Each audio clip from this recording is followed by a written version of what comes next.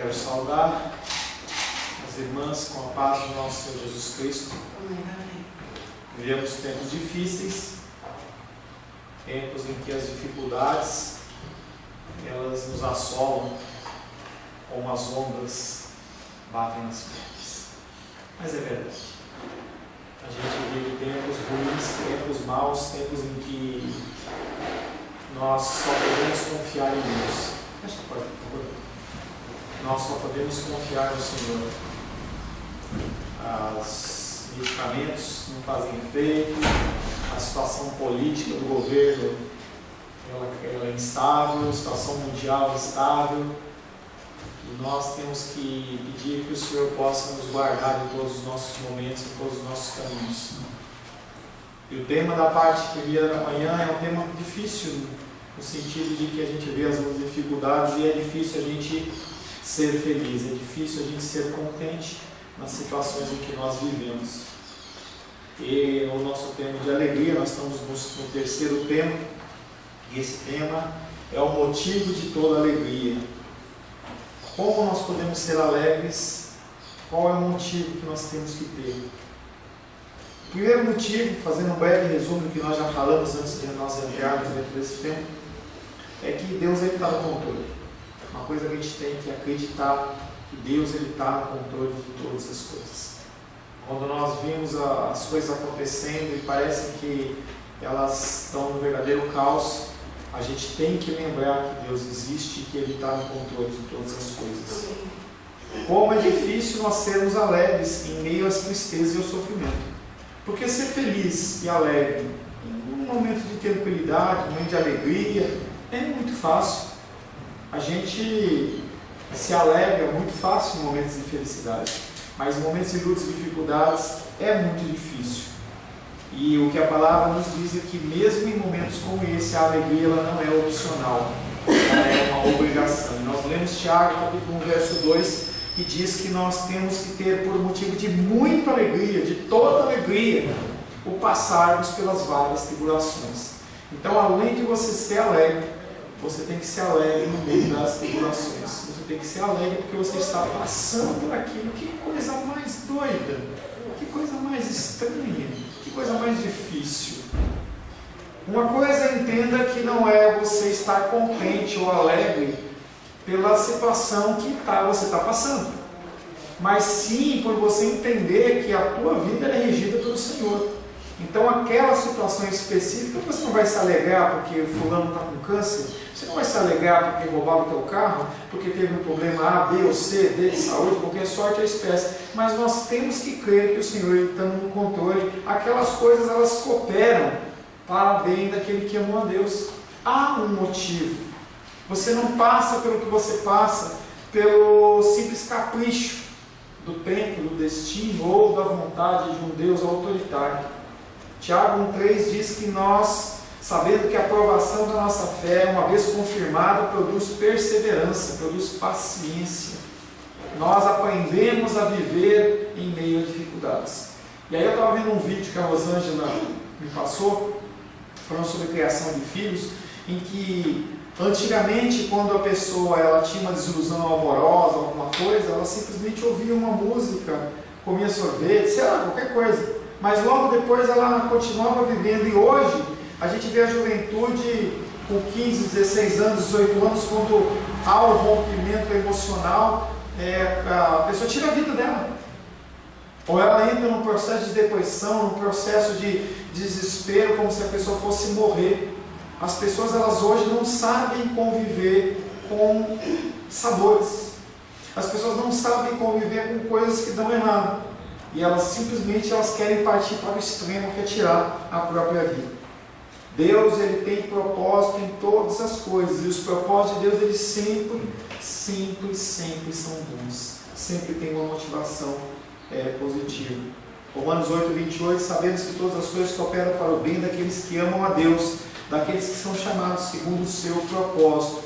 Há coisas que acontecem e são ruins, mas dentro da ótica de Deus, Ele transforma aquilo de uma forma positiva para alguma coisa que venha fazer com que nós cresçamos.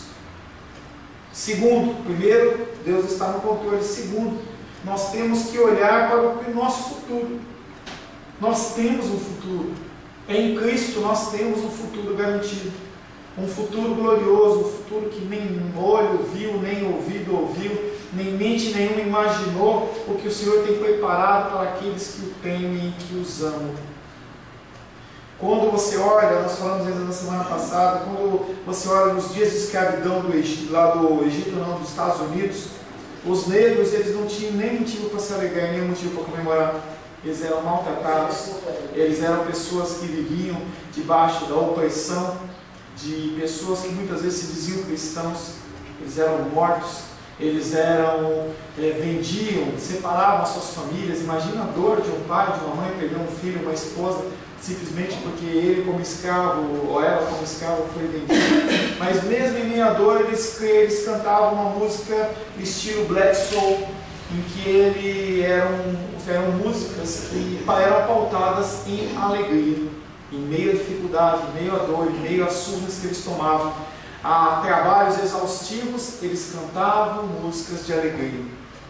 Tem uma música chamada Swing Low, Sweet Chariot, que é balance devagar, doce carruagem, e uma das estrofes diz: olhei para o Jordão, e o que vinha ao meu encontro para levar-me ao lar, um grupo de anjos à procura para levar-me ao lar. A alegria deles era baseada num futuro, baseada numa promessa, baseada na promessa que foi feita por Deus, que não deixa de cumprir as suas promessas. E aí a gente vê hoje aqueles corais, né, de negros cristãos americanos, quanta alegria, eles não conseguem se manter tristes. As músicas deles são todas músicas que as pessoas pulam, dançam de alegria, porque eles realmente têm todo um passado que eles lembram, e eles olham a situação presente e o futuro, eles não têm como se entristecer. Ainda na semana passada nós lemos Romanos 8:18, porque para mim tenho por certo que os sofrimentos do tempo presente não podem ser comparados com a glória a ser revelada em nós. E aí o que o Senhor fala, olha, não tem como você comparar a vida de hoje. A dor que você está passando, a dificuldade, a necessidade que você está passando, quando você olha em detrimento do que você vai receber, não é motivo, não há motivo para você se entristecer. Você tem certeza que os sofrimentos, o apóstolo Paulo, nesse contexto, ele estava preso lá em Roma, e ele cantava, louvava e escrevia as coisas exaltando o nome do Senhor. Os momentos temporais da nossa angústia e sofrimento pelos quais passamos são nada se comparados com a alegria que está reservada para nós no céu. Isso é uma coisa com certeza que a gente tem que vir no nosso coração, as dores e as dificuldades. Mas pastor, que foi como nós finalizamos semana passada, pastor, o céu é futuro e o presente é o presente de dor. Como lidar com isso? Como você vai lidar com essas coisas? É difícil sentir alegria quando há doença e sofrimento em nossa vida. E eu estou acompanhando a titia, não está aqui hoje, está com um problema lá de diarreia e está sofrendo pra caramba, entendeu? Foi um vacilo que ela deu, mas independente disso, ela tem que resolver aqui, problema de pressão, problema de dor, está lá, entendeu? Ela tem vindo meio que se arrastando nos últimos dias para cá, para a igreja. Como você vai ser feliz numa situação como essa? E aí eu orava com ela ontem à noite, e ela falava assim para mim: ora para que eu possa vir para a igreja, porque a igreja tem sido a minha alegria. E aí ela não veio para a igreja. E a alegria dela, que é a igreja, não pode ser a igreja. A alegria dela tem que ser realmente a presença do Senhor. E nós somos levados a situações extremas em que nós temos que nos satisfazer do Senhor. Dificuldade de toda sorte ou espécie, que se nós fôssemos abrir um espaço aqui para você contar um pouco das lutas e dificuldades que você está passando, você ia contar e talvez a gente iria se espantar com as coisas. Tem uma historinha muito conhecida que diz que um pastor, ele chegou e falou assim: olha, Deus me deu um aval que você vai pegar a sua cruz, a sua dificuldade, a sua dor, e você vai colocar aqui no altar. E aí todos colocaram as suas cruzes no altar. E aí depois de um tempo ele falou assim: agora cada um vem aqui, escolha uma cruz diferente para você.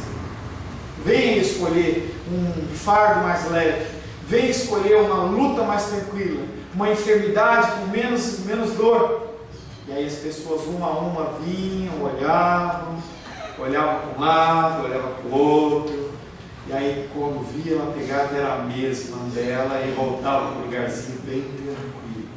Interessante que o Senhor fala que Ele não dá nenhum fardo, nenhum peso que a gente não possa suportar. Mas em meio à luta e dificuldade, parece que a gente vai ser inundada, parece que a gente não vai suportar. Quando passamos por esses períodos, o conselho do apóstolo Paulo é lembrarmos que Deus fixou um limite de tempo para o nosso sofrimento. Deus ele não falou que você vai sofrer para sempre. Nós temos duas esperanças. Uma é a esperança eterna. Quando nós falecermos e nós fecharmos o olho aqui, nós vamos acordar já perante o Senhor. Não haverá mais para aqueles que são salvos, não haverá mais dor, não haverá mais tristeza, não haverá ranger de dentes, não haverá lágrimas. E nós temos uma segunda esperança aqui na terra, que o Senhor ele fala que Ele não dá um fardo maior que nós podemos suportar. Então a minha luta, a sua luta, a nossa dificuldade, ela tem tempo certo para acabar. Tem uma motivação para que seja gerado em nós a perseverança, a paciência, e ela tem um tempo certo para acabar. A gente tem acompanhado essa semana, você que talvez acompanha as redes sociais, pastor Russell Shedd, ele faleceu agora nessa semana, foi ontem, né? Faleceu ontem. E aquele homem, eu vi um videozinho de uma visita que fizeram de uma igreja batista que visitou ele lá, e ele falava assim que ele estava passando um momento de muita dor com o câncer que ele estava passando. Eu não sei onde que era o câncer, mas ele estava passando, e ele falava assim, Deus ele me privilegiou de passar minha vida sem dores, mas eu estou sentindo o que é dor. E é aquele senhorzinho lá de em torno de 85, não tenho noção da idade dele, que ele tinha 85, ou talvez um pouco mais. Ele falava assim que a dor era tremenda e que a dor ele não estava aguentando mais. E que ele via muito claro Deus ele preparando a vida dele, o ser dele para poder realmente ir para regiões celestiais. Quando passamos por esses períodos, o conselho do apóstolo Paulo lembrava que Deus fixou um limite de tempo ao nosso sofrimento. Depois desse tempo, entraremos numa condição que não haverá mais sofrimento, não haverá mais lágrimas, nem dores, nem ansiedade, nem tristeza, nem adversidade. Que coisa maravilhosa vai ser! Maravilhosa! Nem angústia, nem ansiedade, nem tristeza, nem preocupações. Isso parece uma ilusão. Ainda mais quando nós comparamos o nosso tempo dos dias de hoje. Parece que é uma coisa que é impossível de acontecer. Mas Deus promete que vai acontecer. Mas nós não podemos nos esquivar do fato de que o cerne, o âmago da fé cristã é a verdade que esse mundo não é o nosso lar. Esse mundo não é o nosso lar. Esse mundo não é o meu lar. Esse mundo não é o seu lar. Limpe os pezinhos de aí, por favor. Não é o meu lar, não é o seu lar. O Senhor Jesus, quando ele foi confrontado por Pilatos, ele falava assim: olha gente, não é o meu lugar, não é o meu reino. Não é o meu reino. E nós vivemos em um lugar que é um lugar temporal. Nós temos que acreditar e entender nisso. Nosso destino final ainda está à frente. Portanto, o céu é a grande esperança do cristão. E o Novo Testamento diz que a esperança é a âncora da alma. Como viver nos dias, nos tempos de hoje sem esperança? Como viver em qualquer tempo sem esperança? Se você achar que a coisa vai mudar, que as coisas, as lutas e dificuldades, elas vão passar. Hebreus 6,19, por favor.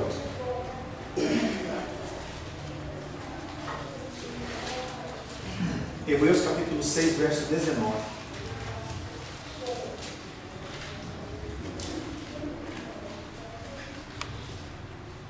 Alguém lembra, por gentileza?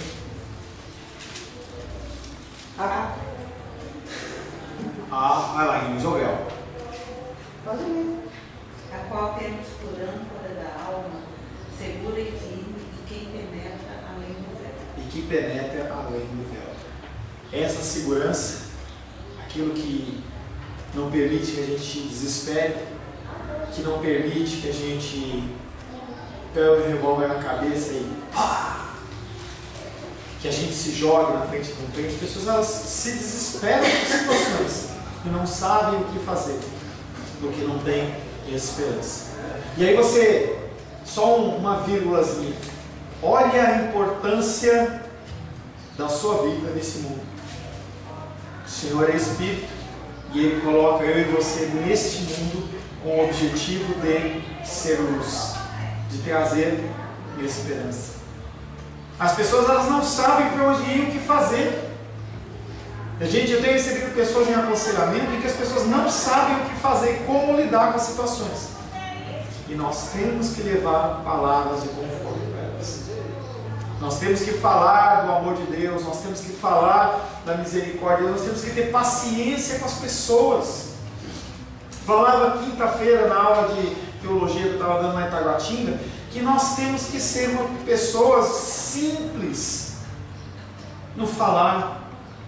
Nós temos que ser pessoas misericordiosas. As pessoas elas estão desesperadas e precisam da nossa misericórdia. Nós temos que parar de ser pessoas altivas e soberbas. Nós temos que olhar para o sofrimento e a dificuldade das pessoas, por mais ridículo que seja, com amor. É para isso que Deus nos colocou nesse mundo, para nós espelharmos o amor dele na terra. Não é para espelhar o julgamento, não é para espelhar o ódio, não é espelhar a ira, é para espelhar o amor de Cristo.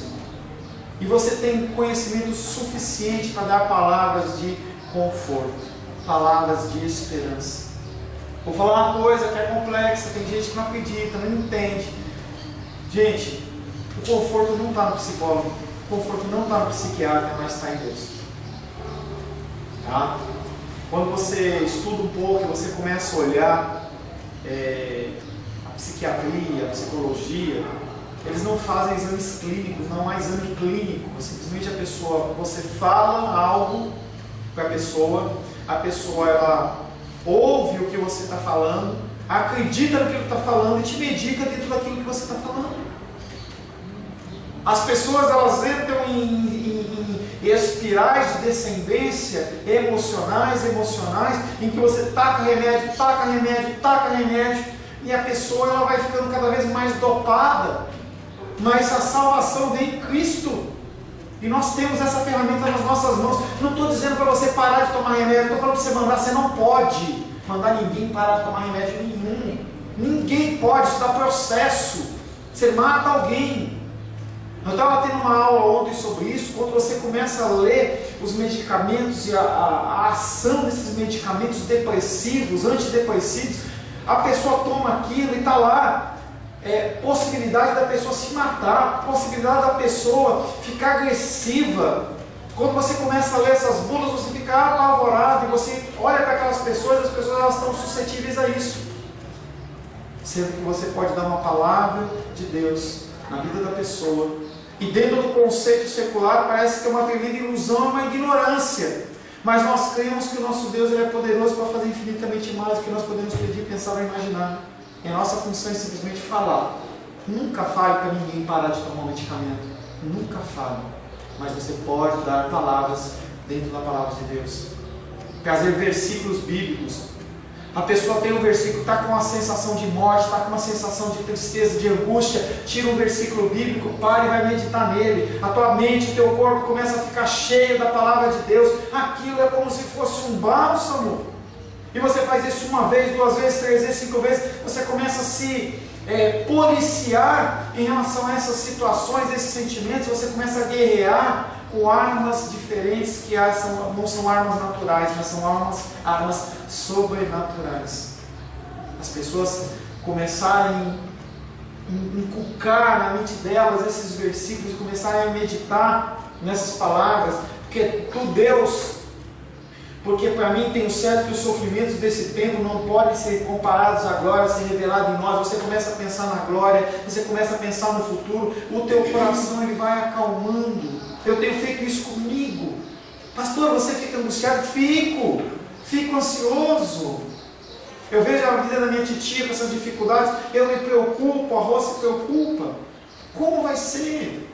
A gente sabe que todas as pessoas têm um tempo certo determinado pelo Senhor. Mas isso não muda o nosso coração de vai sentir falta e tudo mais. A gente se preocupa. E aí você tem que acreditar que o Senhor está no controle. Que o Senhor, Ele guarda, nos cuida, Ele permite que as coisas aconteçam, mas Ele tem propósito. Você não é um ser abandonado e largado no mundo em que as coisas acontecem sem nenhum tipo de ordem. É um caos. A nossa vida, a sua vida não é um caos. Se você não acreditar nisso, você fica desesperado. O que vai ser amanhã? O que eu vou fazer amanhã? O que eu vou fazer hoje? Será que eu duro? Será que eu não duro? O que acontece? Infelizmente, aqueles que não têm a Cristo não possuem essa esperança. Pastor, Fale. é assim, quando eu estou com um problema bem grande, eu falo assim, não adiantar tu ficar desesperado. Aí lá em cima tem que ver tudo. E se eu entregar isso na mão dele, o que aconteceu? Porque ele permitiu. Aí eu me acalmo com aquilo, pastor. É sério mesmo. Eu falo assim, eu tenho um que é todo poderoso. Mas querido, você entendeu isso que eu estou falando. Pois é. Agora, tem pessoas que não entendem ou estão caminhando para. E nós temos que ensinar as pessoas a ter esse tipo de entendimento. E há momentos na nossa vida que mesmo entendendo a gente se angustia. Sim. Tá? Mas depois vem essa lembrança em você, aí você tem que acreditar. Glórias a Deus que você entendeu isso, querido. Entenda isso como um benefício de Deus sobre a sua vida. Não é todo mundo que acredita e entende isso no meio da luta e dificuldade. Nós não estamos falando no momento de alegria, mas de muita dificuldade. Tá? Mas e aqueles que não têm Cristo? Aqueles que não têm esperança? Porque as pessoas que são cristãos verdadeiros, elas conseguem chegar nesse tipo de entendimento. Ah, Deus está no controle. Mas há muito cristão, inclusive nominal, que está na igreja com 5, 10 anos, quanto tempo que seja, em que no momento da dificuldade ela sabe que o batismo dela, que o aceitar dela não valeu absolutamente nada, porque o coração dela foi algo exterior e vazio. É o que Jesus falava para os fariseus: vocês são sepulcros caiados, vocês não têm nada. Quando uma pessoa que não tem Cristo, ela se depara com uma dificuldade, ela fica desesperada. Diante das muitas lutas que como cristão tenho com a vida, às vezes eu me pergunto, como que as pessoas que não são cristãs conseguem viver? Não sei como. Não sei como. Eu encontro e aconselho pessoas que não têm Cristo na vida, estão começando a conhecer Cristo na vida, e as pessoas elas ficam desesperadas. Não sabem o que fazer. Atendi uma moça e ela falava assim: olha, eu estou com dificuldade, eu confesso ao Senhor que eu pensei em tomar o remédio XYZ lá, porque eu ia tirar a minha vida. E aí, eu lembrei do inferno. E aí eu parei. Decisão certa, motivação errada. A minha motivação e a sua motivação por não tentar por nossa vida não é questão de olhar para o inferno. E aí é um degrau que você passa, mas não glorifica a Deus. É um outro foco, é outro enfoque. Porque quando você pensa no inferno, você está olhando novamente para você e não olhando para Deus. E você olhar para Deus, você não tem esperança. Você não consegue ganhar esperança. Você tem que olhar para o Senhor. Como elas conseguem suportar sem a esperança da alegria que está guardada para nós no céu? Deveríamos ser muito mais agradecidos por essa bênção do que realmente somos. Deveríamos fixar os nossos olhos no futuro, em meio ao sofrimento e à aflição. Imagine você com uma luta e uma dificuldade, e aí o cara olha para você e fala assim: nunca vai acabar. Desespero. Desespero. Terceiro motivo para você ter alegria, eu volto para o primeiro: Deus está no controle de todas as coisas. Não tem nada. Isso é um pensamento bíblico que eu tenho me apegado. Não tem nada, absolutamente nada que está fora do controle das mãos do nosso Senhor. Pastor, não está no controle. Mas e tal coisa, está no controle. Você tem que lembrar que o nosso Deus, Ele é onipotente, onisciente, onipresente. Ele está em todos os lugares. Ele sabe de todas as coisas. Antes que o pensamento chegue na tua boca, Ele já sabe. Formado no coração. Quem conhecerá o coração do homem? É Deus quem esquadrinha. Ele conhece o teu coração. Os seus dias, todos eles já foram contados. O Senhor, Ele conhece todas as coisas. E aí você tem duas opções. Ou você acredita que esse Deus está fazendo algo realmente para acontecer de uma forma boa e benigna, ou então você também vai olhar para Deus como um carrasco. Quer dizer que Deus está permitindo isso na minha vida? Sim, está permitindo. Nossa mente não acredita, mas a gente tem que entender, não consegue entender, mas nós temos que acreditar que Deus está no controle. Ô, pastor, deixa eu falar uma coisa. Segura aí, guarda um minutinho. Tá. Quando você pega uma criança, um bebê, nós não temos dentro do nome da nossa igreja esse tipo de coisa, mas quando você pega uma criança de 1 ano, 2 anos, em que ela está dentro do sofá, aí você está querendo que ela pula, vem, pula papai, e a criança vai, se joga. Ela não está nem aí se você vai ter dificuldade ou não de pegá-la. Ela confia que a pessoa vai pegar, e a gente tem que acreditar nisso. Essa é uma confiança que nos traz capacidade de inspiração. Fala. É que eu estou pensando aqui. Eu acho que Deus, se Ele diz, façamos o homem a nossa imagem e semelhança, então nós somos parecidos com Ele. Aí eu me recordo a Deus assim, por exemplo. Tem aquele filho que é aquele filho amado. Não adianta. Deus não faz diferença porque Ele amou que deu o filho dele. Mas eu acredito que Ele tem prazer em umas coisas que a gente pratica. E eu admito que Ele vê e diz, tá, deixa. Quais são as coisas que Ele pratica? É aí que está. Nós temos que estar dentro do centro da vontade de Deus. Se a gente conseguisse ficar nessa posição, tudo que Deus fosse fazer para nós era com muita alegria. Porque esse filho me alegra. Aí quando eu quero fazer uma coisa, quando eu tenho que fazer uma coisa que eu não quero fazer, eu faço. Eu estou fazendo, eu procuro fazer o melhor. Mas quando eu vou fazer uma coisa que eu quero fazer, é diferente. Eu sinto alegria naquilo e eu faço com prazer. Eu penso que se a gente estivesse no centro da vontade de Deus, Ele ia fazer todas essas nossas necessidades, Ele ia fazer com muito mais alegria. Fazer assim, leve. E é por isso que é bom a gente estar no centro da vontade de Deus. E é muito difícil. Eu vou fazer só uma observação que você falou. Uhum. Não é que Ele iria fazer as coisas para Ele. Nós iríamos viver em concordância com Ele. E nos satisfaríamos com as coisas que Ele nos concede. Melhor assim. É que o apóstolo Tiago fala, a gente pede mal e não recebe, porque a gente pede para satisfazer o desejo do nosso coração. E quando nós pedimos e vivemos segundo a ótica de Deus, a gente não se frustra, porque as coisas acontecem exatamente dentro da vontade de Deus. Uma coisa que você também falou que é verdade: se a gente conseguisse, a gente não consegue, porque há um elemento nessa equação que macula, que prejudica, que dificulta, que impossibilita isso de acontecer, dessa imagem e semelhança ser algo perfeito. Chama-se pecado. Tá? E esse pecado é aquele que nos afasta e nos separa de Deus. E nós vamos conviver com esses pecados até o momento da glória do Senhor. E nós vamos lutar, a nossa luta contra a carne, a nossa luta da carne contra o Espírito, é uma luta que ela vai perdurar, não tem opção, ela vai perdurar até a sua morte ou então a volta de Cristo. Nós temos que viver o tempo inteiro na dependência do Senhor. Né? Isso aqui é muito bom. Deus está no controle. Nós temos que confiar em Deus em meio às calamidades. Um personagem bíblico que revela isso de maneira viva é o profeta Abacuque. Se você não leu Abacuque, você tem que ler Abacuque com muita calma. Nós já estudamos aqui na igreja, nem sei se nós gravamos. Tá? Eu lembro que a gente estava lá no lote, a figura que me vem à mente sempre é a Glenda. Aí a hora que a gente lia de novo, ela falava assim: pastor, de novo Abacuque, capítulo 2, não leia de novo. A gente estava começando esse estilo de pregação, de exposição, versículo a versículo, e eu lembro ela no cantinho direito, ela olhava e falava assim: de novo. Entendeu? Tu lembra?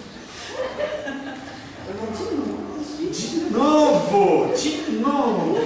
A Luísa, quando ela era pequenininha, minha filha, ela pequenininha, ela não falava de novo. Ela falava: de novo, papai, de novo. Ele, Abacuque, não sentiu pessoalmente alegria quando viu a sua nação ser saqueada por um poder estrangeiro. Rapidamente, história de Abacuque. Abacuque, ele era um profeta em que ele olhava a situação do povo de Israel. E o problema do povo de Israel não eram os amalequitas, não eram os amorreus, não eram os filisteus, não eram povos que estavam atacando, mas era o próprio povo. As pessoas dentro de Israel, elas defraudavam um ao outro, roubavam um ao outro, mentiam, eles não aplicavam a lei do Senhor. E Abacuque, quando ele via isso, ele via o culto no templo todo desvirtuado, as pessoas com o coração ruim, ele clamava a Deus, falando assim: Deus, o Senhor não vai fazer nada? Coisa de intimidade. Deus, você não vai fazer nada? E ele ficava só nessa. Capítulo 1 é assim, ele só batendo: Deus, acorda, Deus, só quer. E aí Deus responde a ele. É lógico que responde a ele, não no sentido que atendendo ao profeta, e sim, porque já estava nos planos do Senhor. E o diálogo que eu estou dando para você é um diálogo da minha interpretação, em que Deus olha para ele e fala assim: tá bom, Abacuque, você está falando e você está correto no que você está falando. Esse povo realmente é um povo mala, é um povo que faz as coisas erradas. Sabe o que eu vou fazer, Abacuque? Eu vou destruir todo mundo. Meu Deus, não destrói. E eu vou levantar os babilônios. E os babilônios vão vir aqui e vão matar a gente. A história dos babilônios não é brincadeira, não. Os estilos de morte que eles tinham lá era um povo ruim. A gente pensa nas coisas, era ruim, povo. Deus, você vai acabar com o teu povo, que você fez aliança, Abraão, Isaac, Jacó. Eu vou destruir. Mas o Senhor pode destruir, Deus? Eu fico imaginando você sendo uma mosquinha assistindo essa cena. Deus, você não vai fazer isso, Deus. Como assim, Abacuque? Você vai destruir esse povo que é povo teu, com um povo ímpio e pagão? Sabe o que eles vão falar? Que você é um Deus frouxo, que você é um Deus mole, que não conseguiu nem libertar o teu povo. Sabe, Abacuque, você tem razão. Eu vou matar esse povo. E depois que eu matar esse povo, eu mato o povo babilônico também. Deus, não é isso que eu estou falando. E aí aquela sequência de Abacuque, ela vai se desenvolvendo e Deus vai dando visão a ele, visão como se fosse uma visão de uma televisão, em que ele via as pessoas que lhe eram caras sendo mortas, em que ele via o templo que era a referência de adoração sendo destruído, e ele ficou extremamente desesperado. Esse é o contexto do livro de Abacuque. Vamos continuar agora. Ele não se sentiu pessoalmente alegre quando viu a sua nação, ou a possibilidade da sua nação ser saqueada por um poder estrangeiro. Essa situação gerou todos os tipos de dificuldades teológicas para ele. Num sentido real, Abacuque sofreu uma crise de fé e ele perguntou a Deus: como pode permitir que essas coisas aconteçam? Como pode deixar que o mal e o sofrimento prossigam nesse mundo? Tu não és santo, que não podes contemplar a iniquidade? E aí? Abacuque capítulo 2, verso 1, abre aí.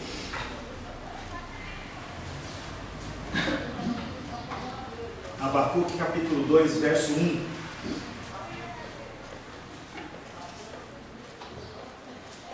Quando ele recebeu essa sentença, quando ele recebeu, olha aí, grandinha para você, vai, só para você relembrar os velhos tempos. Abacuque capítulo 2, verso 1.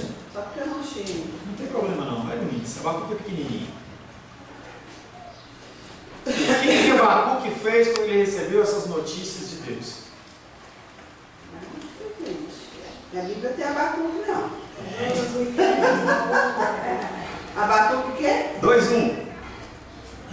Sobre a minha guarda estarei, e sobre a fortaleza me apresentarei e vigiarei, para ver o que fala comigo, e o que eu responderei quando eu for, o quê? Arguido, perguntado, né? Na minha versão, está dizendo assim: e ele disse, por-me-ei na minha torre de vigia. Ou seja, ele foi para o lugar de oração dele.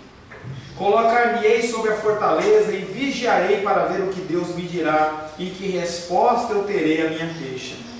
Deus, ele não deixa os filhos dele no vácuo, sem saber o que vai acontecer. Deus respondeu ao seu profeta queixoso por se apresentar a Abacuque de uma maneira que foi bem semelhante à maneira que se manifestou a Jó. Depois Abacuque disse, Abacuque 3,16: Rosângela, por favor. Ouviu e o meu íntimo se comoveu. A sua voz tremeram os meus lábios, entrou a podridão nos meus ossos, os joelhos me vacilaram.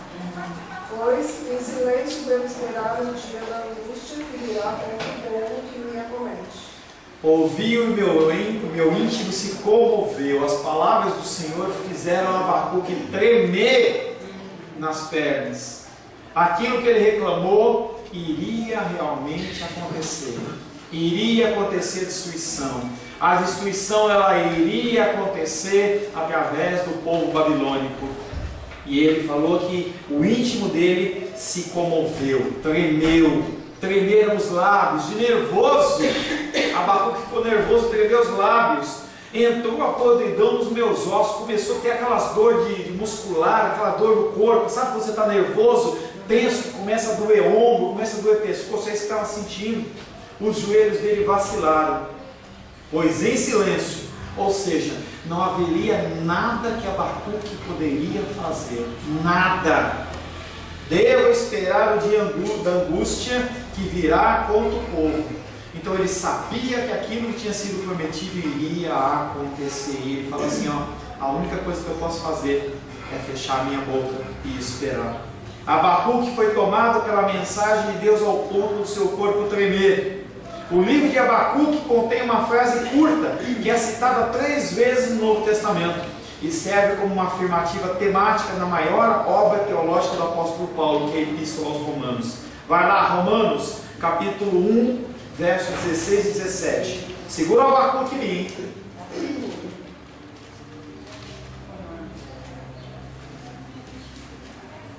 Romanos 1, 16 e 17. Pois não me envergonho no Evangelho, porque é o poder de Deus para a salvação de todo aquele que crê, primeiro do judeu e também do grego.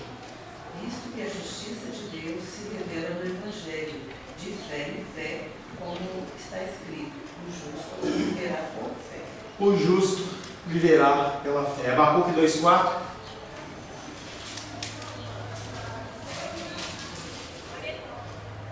Eis o soberbo, sua alma não é reta nele, mas o justo viverá pela sua fé. O que Abacuque está falando? O apóstolo Paulo fala através da Epístola aos Romanos. Quando você estiver no meio da luta e dificuldade, você tem que crer que Deus está no controle, que Ele está cuidando da situação. Você tem sim a sua responsabilidade humana, você pode ter causado aquela luta e dificuldade, mas Deus não foi pego de surpresa. Ele está no controle de todas as coisas. E o que é ter fé? Fé é a certeza de algo que vai acontecer, mas que você não consegue enxergar. Você simplesmente acredita, porque aquele que está falando isso, ele é fiel e justo para fazer cumprir a palavra dele, e ele não volta atrás. Fé. Sem fé é impossível agradar a Deus. Você tem no meio dessas lutas, dificuldades da vida que você está levando, das coisas que estão passando, gerar fé. E como que você pode gerar fé? Você vai no monte? Não. Você vai num culto de oração? Não. Você faz um jejum? Não. A fé vem pelo ouvir e ouvir a palavra de Deus.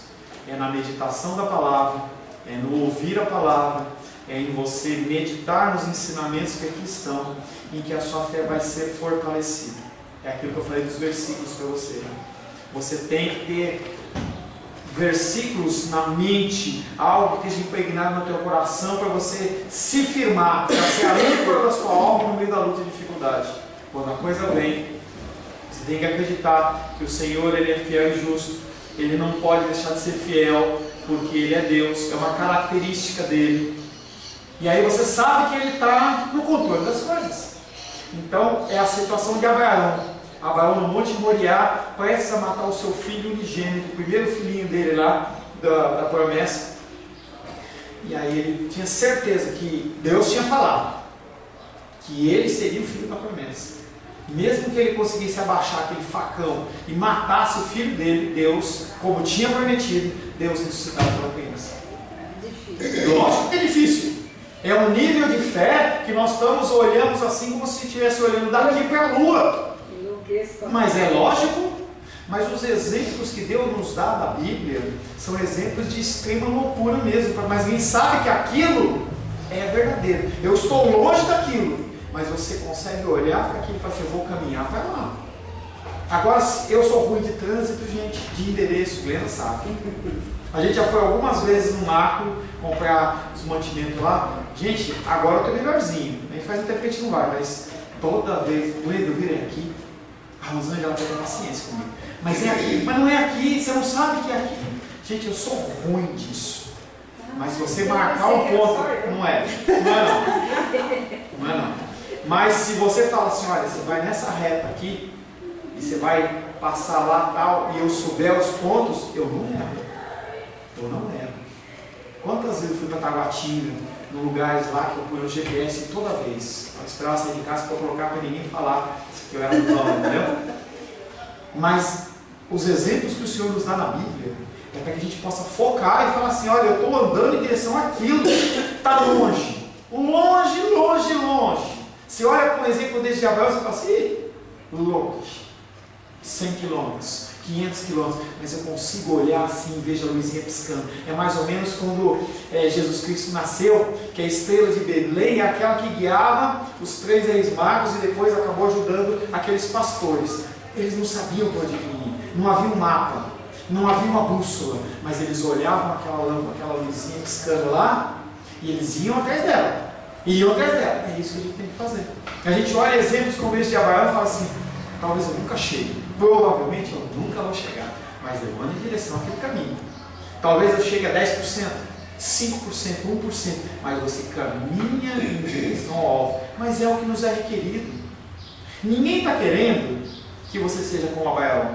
Ninguém está esperando que você seja como o apóstolo Paulo, que no meio de uma prisão, de uma dificuldade, você cante louvores. Mas você anda em direção a isso.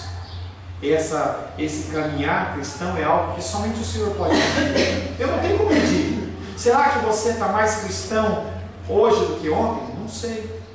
Não tem como dizer. Deus tem. Deus ele tem lá um fezômetro lá que ele vai medindo a fé nossa. Vai medindo a nossa caminhada cristã. Mas é em cima disso que vai haver o julgamento. Em cima da eleição dele, da decisão dele, do julgamento dele. Tem igrejas que acreditam que no dia do julgamento o Senhor ele vai, agora libera os anjos, e os anjos eles vão ver, recolher por toda a terra o que você fez de bom e o que você fez de ruim, para poder julgar. Gente, o nosso Deus ele é onisciente, ele não precisa disso. Ele não precisa disso.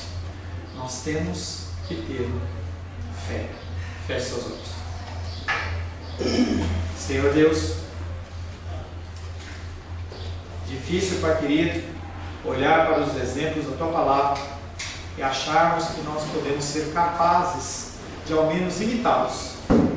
Quando olhamos, Pai querido, para exemplos como de Jó, de Abraão, de Paulo, nós nos constrangemos, porque nós, Pai querido, olhamos para essas situações e não podemos acreditar que nós somos capazes de viver essas coisas que eles viveram. Mas nós somos confiantes, Pai querido, que independente do que nós acreditamos ou não acreditamos, a tua vontade, ela acontece. Jó 42:2 diz que nenhum dos teus planos pode ser frustrado. E eu, como um plano e como um projeto do Senhor, nós, como planos e projetos do Senhor, nós acreditamos que tudo vai acontecer segundo o teu querer e segundo a tua vontade. Nos ensina, nos exorta, para que nós possamos mais e mais caminhar dentro da tua vontade, do teu querer, Pai, em nome de Jesus. Amém. Entendeu? A paz seja convosco. Meu nome é Paulo César. Eu sou pastor da Igreja Cristã Semente de Vida, aqui em Brasília, Distrito Federal. Me alegro que a palavra tenha te alcançado. A palavra faz isso. Ela alcança as pessoas aonde quer que elas estejam. E você foi agraciado com esta palavra. Não que eu tenha nada especial a te dizer. A palavra ela é suficiente e ela usa quem ela quer. E eu me alegro por ter sido um canal para poder te abençoar. Mas eu quero te dizer que não basta você ser um ouvinte, não basta ser uma pessoa que se alegra quando você ouve a palavra de Deus. A vida, ela é feita de decisões. Se você está ouvindo essa palavra hoje, eu creio que o Espírito Santo tem um propósito especial com você. Muito mais do que prosperidade, muito mais do que uma cura física, uma cura emocional ou espiritual, Ele quer te alcançar para a vida eterna. Nós investimos nosso tempo, nós investimos as nossas forças em coisas terrenas, mas o Senhor, Ele tem muito mais a oferecer. Ele tem sim para você a cura, Ele tem sim para você a prosperidade, mas Ele tem muito mais que isso. Submeta-se a um Deus que Ele é capaz de mudar e transformar a sua vida por completo. Creio que o Espírito Santo Ele é capaz de tocar o teu coração. Quero pedir que você curve a sua cabeça. Senhor, em nome de Jesus, coloco na tua presença essa vida que ouve esta ministração, que ouve esta palavra. Pai, eu não tenho capacitação nenhuma, mas o teu Espírito Ele é capaz sim de tocar nesta vida, gerar nela mudança, transformação, arrependimento, e que ela possa simplesmente bater no peito, convencendo-se que é pecadora e que precisa de um Deus salvador. Não há um caminho a ti, meu Deus, que não seja através de Cristo. E eu lhe peço, Pai querido, que você alcance essa vida e ele possa sim tomar uma decisão pessoal pelo Senhor, em nome de Jesus. Amém. Amém, meu querido. Amém, minha querida. Fico contente que você esteja ouvindo essa ministração até o fim. E peço que você não se limite a ouvir os cultos pela internet. Você procure perto da sua casa uma igreja, um lugar que proclame a palavra do Senhor. Eu oro para que o Espírito Santo te direcione nessa busca, porque muita coisa tem sido oferecida que não é o Evangelho. Eu abençoo a sua vida em nome de Jesus. Amém.